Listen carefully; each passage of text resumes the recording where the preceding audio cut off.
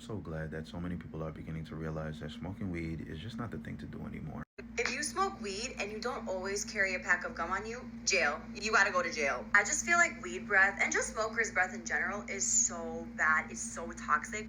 And sometimes, like, they be smoking weed and then they be yapping in your face, and I just be like, there's just no way that you cannot tell or smell yourself. Now, what exactly is the science behind this? Make sure you guys share this video with somebody that you care about, one, and two, make sure you save this video for yourself for later, because the information that we're going to learn in this video is going to be life-changing. So I am popular for telling people to stop smoking and to do a lung detox. And I provide the education on what a lung detox is in my lung detoxification training, because I believe strongly in generational health, and that includes health education. So let's learn today. So smoking in and of itself has always been a part of American culture. It started way back in the 1950s, and even doctors, yes, you heard me correctly, even doctors were promoting smoking. It was strategically placed all over Hollywood just so it would inspire people to start smoking. If you smoked, you were cool. If you smoked, you were sexy. And if you think I'm joking, it was so bad that they even gave it to babies. Look at this. That's why if you ask people when they start smoking, they will usually tell you around 14, 15, because it's embedded in American culture. It's embedded in the culture. Look at this. Culturally, just a simple act of putting something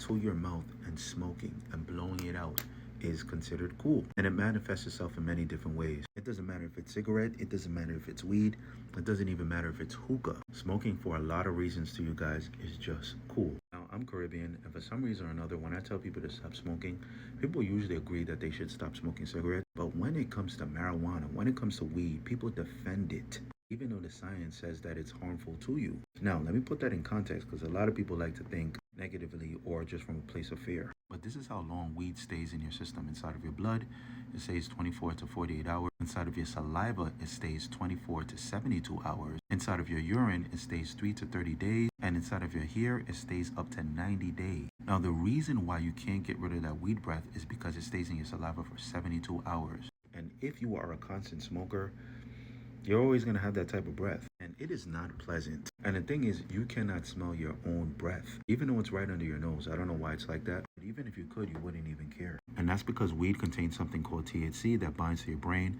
that gives you a feeling of euphoria, relaxation. So you think you're relaxing and you think you feel good, but really your memory and your focus is being weakened. Weed slows down your reaction time, so it's not really real.